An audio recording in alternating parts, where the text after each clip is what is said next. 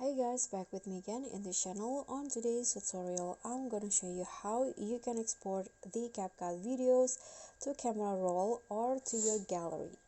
So here, after you finish your editing and you want to save your video, before saving or exporting the video, you can always adjust the resolution by clicking on this box at the top.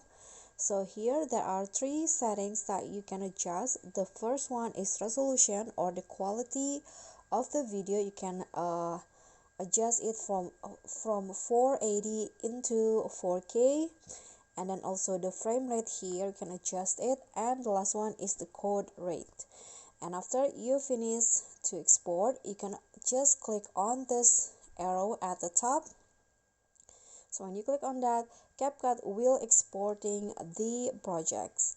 Okay, so you can just wait until it finishes, and that's it. So that's all from me. Thank you so much for watching. Don't forget to subscribe, like this video, comment, and also click on the thanks. Bye.